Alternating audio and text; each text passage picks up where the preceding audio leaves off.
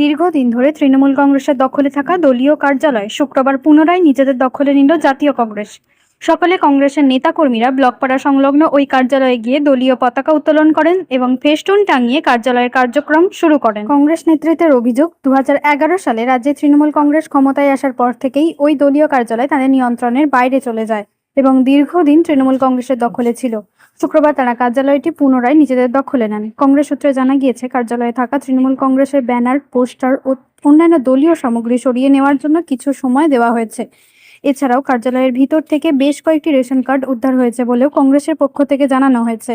এ প্রসঙ্গে কংগ্রেস নেতা মিরাজুল ইসলাম ও রবীন্দ্রনাথ পাল বলেন, 2011 সাল থেকে আমাদের দলীয় কার্যালয় তৃণমূল কংগ্রেসের দখলে ছিল। শুক্রবার আমরা কার্যালয়টি পুনরায় নিজেদের দখলে নিয়েছি এবং এখান থেকেই দলীয় সাংগঠনিক কার্যক্রম পরিচালনা করা হবে। তবে এই ঘটনায় তৃণমূল কংগ্রেসের পক্ষ থেকে কোনো প্রতিক্রিয়া পাওয়া যায়নি। আমাদের দীর্ঘদিনের অফিস দখল করা হচ্ছে। আজকে আমাদের জাতীয় কংগ্রেসের অফিস দীর্ঘদিনের দখল করা অফিস আজকে দখল করা হচ্ছে। জাতীয় কংগ্রেস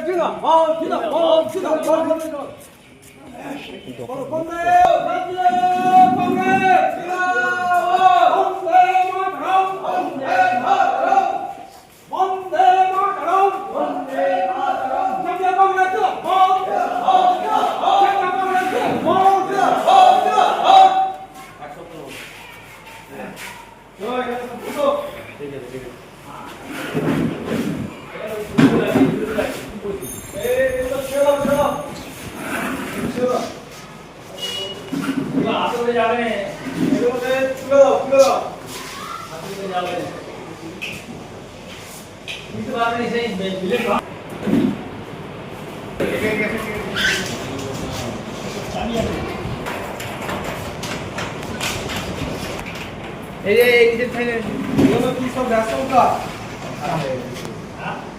আমাদের রেশন কার্ড রেখে গেছে। রেশনের ফাঁক লোককে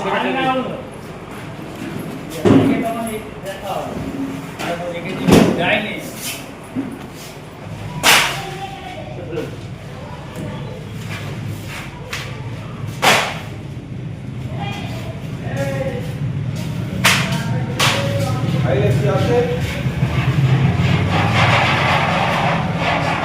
ফাইল পাওয়া গেছে।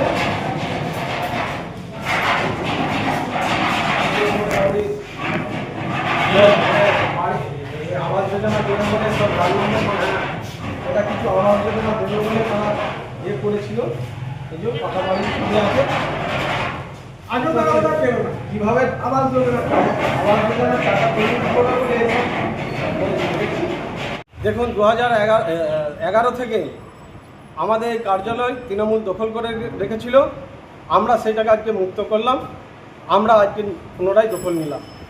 এই অফিস কংগ্রেসের অফিস, সেই জন্য আমরা সৈনিকরা সকলে মিলে এখানে দখল করলাম। কি করলেন আজকে?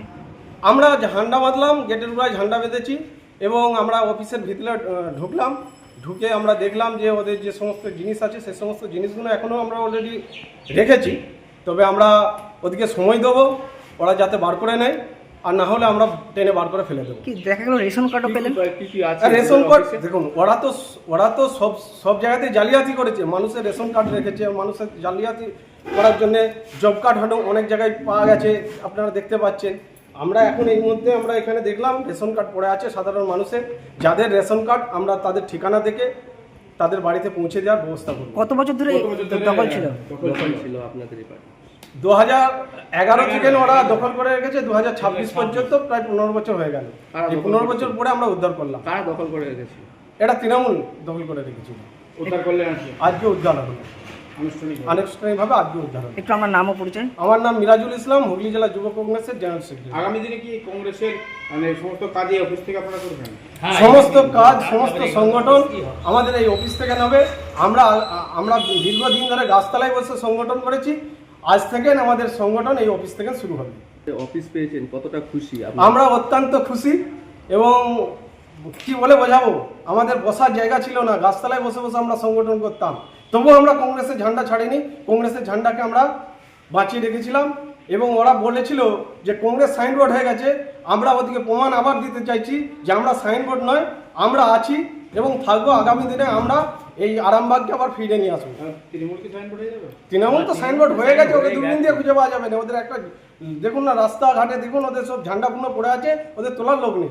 আমাদের দখলমুক্ত হওয়া তো আগে থেকেই হওয়া উচিত ছিল, কারণ তৃণমূল কংগ্রেস 1998 সালে প্রতিষ্ঠার পর থেকে ওরা কিন্তু আমাদেরকে এড়িয়ে চলতো, কিন্তু 2011 সালে যখন দখল ওরা করলো তখন কিন্তু ওরা জোর করে দখল করেছিল। আমাদের যিনি এই অফিসটার তত্ত্বাবধায়ক ছিলেন তিনি হলেন প্রয়াত প্রভাত ভট্টাচার্য।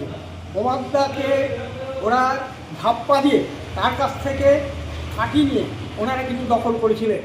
আর এই অফিসটা যারা বিগত দিনে ছিলেন তৃণমূল কংগ্রেসে তারা কিন্তু অন্য ধাঁচে চলতেন এবং ধাপ্পা দিয়ে চলতেন যে কংগ্রেস বিলীন হয়ে গেছে, মুছে গেছে। কিন্তু কংগ্রেস কোনোদিনই বিলীন হতে পারে না বা মুছতে পারে না। তার বিধানসভা নির্বাচনে সেটা তার ফল দেখিয়ে দিয়েছে। ওদের যে ধাপ্পাবাজি যে তৃণমূল কংগ্রেস, সেটা কিন্তু তার প্রমাণ হয়ে গেছে। আজকে কিন্তু ওরা সেই ধাপ্পাবাজির মধ্যে ওরা কিন্তু আজ পশ্চিমবাংলা প্রায় শূন্যই হয়ে গেছে বললেই চলে। আর আরামবাগে প্রায় শূন্যই হবে। কতটা খুশি? আমরা কিন্তু খুশি এবং আবেগ আপ্লুত, যেটা ভাষায় বর্ণনা করা যাবে না। একটু আমার নামও কংগ্রেসে আপনার নেতৃত্ব কারা কারা ছিল?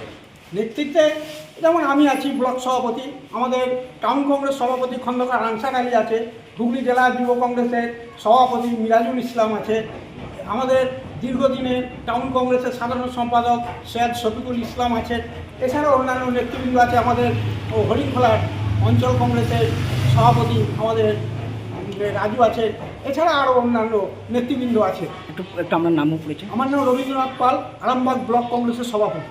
এবার হাতের কাছেই মিলবে অত্যাধুনিক ও নির্ভরযোগ্য স্বাস্থ্য পরিষেবা। আরামবাগ, খানাকুল ও পরশুরা থানা এলাকার মানুষদের জন্য এক বড় সুখবর। খানাকুলের সেকেন্দারপুরে গড়ে উঠেছে একটি আধুনিক ও সুসজ্জিত nursing home, Lifeline health care. Director Sanjay Palu. এই নার্সিংহোমে রয়েছে 24 ঘন্টা রোগী দেখানোর ও ভর্তি করার সুব্যবস্থা। সঙ্গে রয়েছে বিনামূল্যে অ্যাম্বুলেন্স পরিষেবা। অভিজ্ঞ পরিষেবা ও যত্নশীল ব্যবস্থাপনায় আপনার সুস্থতার নির্ভরযোগ্য ঠিকানা লাইফলাইন হেলথ কেয়ার। যোগাযোগ 9735481158 7432984404।